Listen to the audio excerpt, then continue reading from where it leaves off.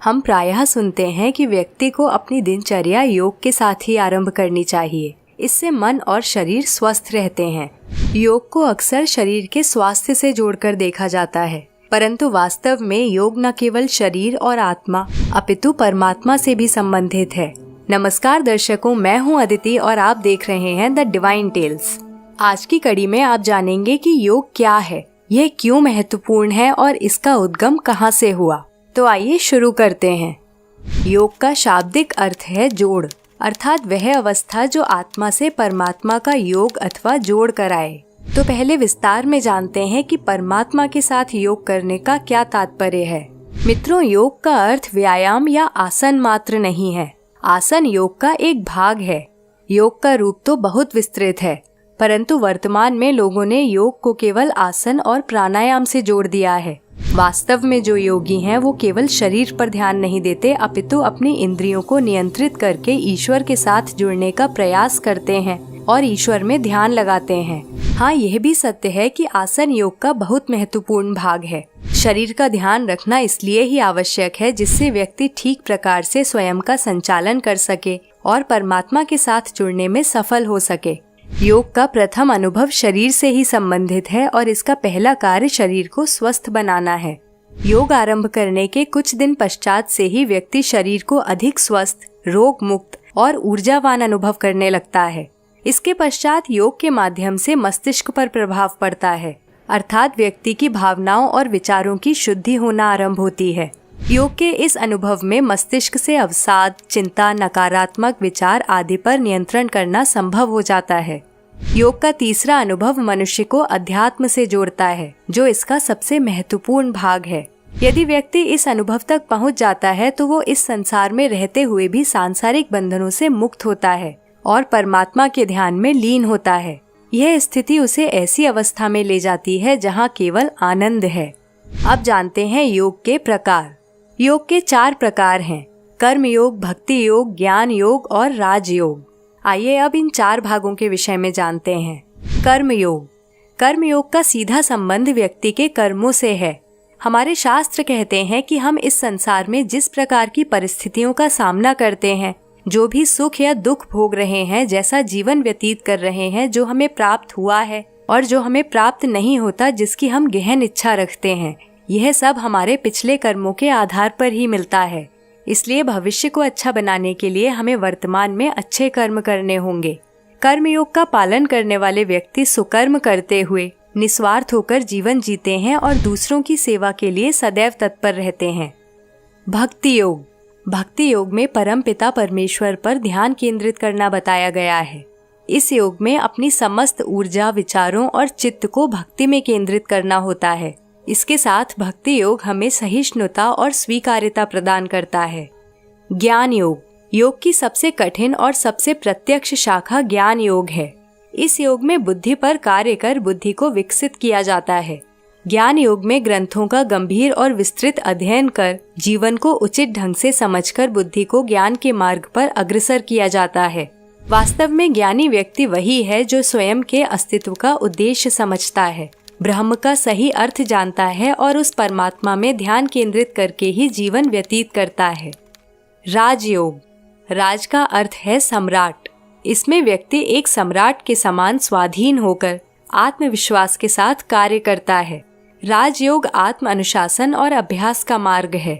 महर्षि पतंजलि ने राजयोग के 8 प्रमुख अंग बताए हैं। इन 8 अंगों के पहले चरण को यदि सफलतापूर्वक कर लिया और यदि मनुष्य में इच्छा शक्ति है तो 8वें चरण तक पहुंचना भी संभव है।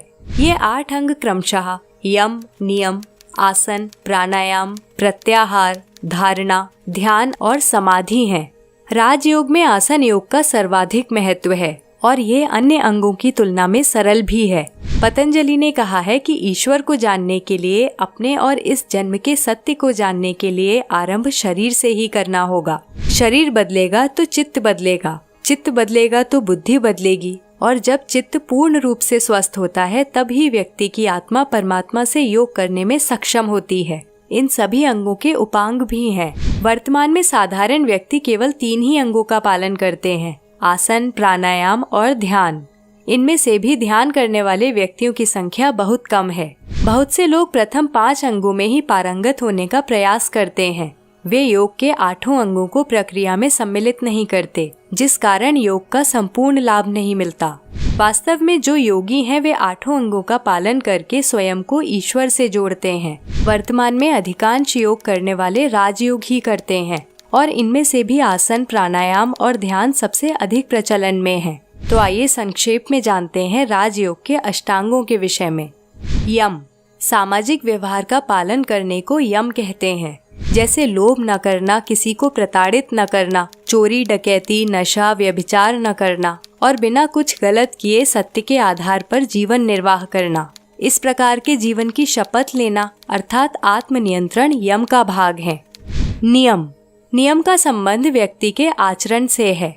चरित्र, आत्म अनुशासन आदि एक आदर्श व्यक्ति के अभिन्न अंग हैं। राजयोग की इस शाखा में इस प्रकार के व्यक्तित्व का अनुसरण करना होता है। आसन, शरीर के अंगों को उचित रूप से संचालित रखने के लिए जो योगिक क्रियाएं की जाती हैं वे आसन का भाग हैं। प्राणायाम, प्राणायाम श्वास नियंत्रण की बहुत विस्तृत प्रक्रिया है।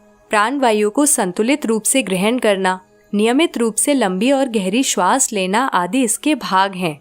प्राणायाम बहुत कठिन प्रक्रिया है। इस पर सिद्धि प्राप्त करने वाले व्यक्ति को दीर्घायु और सफल जीवन प्राप्त होता है। प्रत्याहार, प्रत्याहार का अर्थ है संसार में किसी भी वस्तु या मनुष्य में मोह या आसक्ति ना होना।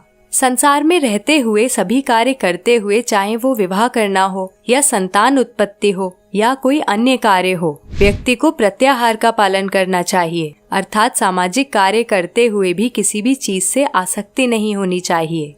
धारणा, मन की एकाग्रता को धारणा कहते हैं। एकाग्रता मनुष्य को सफलता की ओर अग्रसर करती है। योग में अनेक ऐसी क्रियाएं और आसन हैं जो एकाग्रता में वृद्धि करते हैं। ध्यान, इस अवस्था में निर्विचार होकर श्वासों पर ध्यान केंद्रित किया जाता है। संपूर्ण ध्यान श्वास लेने और छोड़ने की प्रक्रिया पर ही केंद्रित होता है। इस प्रकार समय के साथ व्यक्ति ध्यान की प्रक्रिया में सफल होता है, जिससे मन की शांति प्राप्त होती है। 8वां और अंतिम चरण है समाधि। जब ध्यान पर नियंत्रण हो जाता है तब व्यक्ति समाधि की अवस्था में पहुंचता है, अर्थात पर ब्रह्म में लीन हो जाता है। समाधि की अवस्था में व्यक्ति परम आनंद को प्राप्त करता है। अब जानते हैं कि योग का आरंभ कब और कैसे हुआ। लगभग 15,000 वर्ष पूर्व हिमालय में एक योगी पहुँचे। उनके भूत, वर्तमान आदि के विषय में किसी को कोई जानकारी नहीं थी। दिन बीतते गए परंतु वे योगी कुछ नहीं बोले।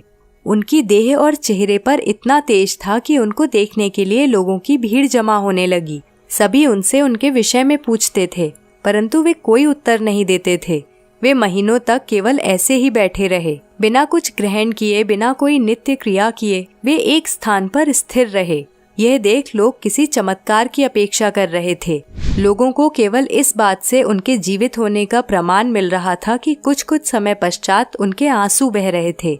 ये आंसू परम आनंद के थे। जब व्यक्ति बहुत आनंदित होता है तब भी उसके अश्रु बहते हैं। उन्होंने कोई प्रतिक्रिया नहीं दी। उन्हें इस प्रकार स्थिर देख लोग वहां से जाने लगे और अंत में केवल 7 लोग रुके रहे। वे ये समझ गए थे कि योगी निरंतर केवल एक ही स्थिति में बैठे हैं, अर्थात वे इस संसार के बंधनों, भौतिकता आदि से परे हैं, अन्यथा ऐसा संभव ही नहीं। दोस्तों, इन 7 लोगों को सप्तऋषि कहा गया और जो योगी वहाँ बैठे थे वे आदि योगी थे। सप्तऋषि आदि योगी के प्रथम शिष्य थे। उन 7 लोगों की रुचि देखकर आदि योगी ने उन्हें प्रारंभिक शिक्षा देना आरंभ की और उनकी शिक्षा अनेक वर्षों तक चली। जब एक दिन सूर्य की दिशा परिवर्तित हो रही थी, सूर्य जब दक्षिण की दिशा में मुड़ा, तब वे भी दक्षिण की ओर मुड़कर मनुष्य होने का विज्ञान समझाने लगे। यह वही तिथि थी जो प्रतिवर्ष 21 जून को आती है। इसी दिन योग का आरंभ हुआ। इसलिए ही इस दिन को संयुक्त राष्ट्र के द्वारा अंतर्राष्ट्रीय योग दिवस घोषित किया गया है। जब धरती पर कोई धर्म या जात पात नहीं था, योग का आरंभ तभी हो गया था। उन्होंने सप्त ऋषियों को मनुष्य होने का यंत्र विज्ञान विस्तृत रूप से समझाया, जिसमें आदि योगी ने 112 मार्ग बताए, जिससे व्यक्ति अपनी वास्तविक स्थिति अथवा परम प्रकृति को प्राप्त कर सकता है। और तब से संपूर्ण योग विज्ञान इन्हीं मार्गों का अनुसरण करता आया है। सप्त ऋषि योग विद्या का प्रचार करने 7 भिन्न भिन्न दिशाओं में गए और मित्रों, इस प्रकार योग का आरंभ हुआ जिसका लाभ आज हम सब ले रहे हैं। आशा करती हूँ आपको यह जानकारी पसंद आई। अपनी राय कमेंट बॉक्स में दें और वीडियो को अधिक से अधिक शेयर करें। धन्यवाद।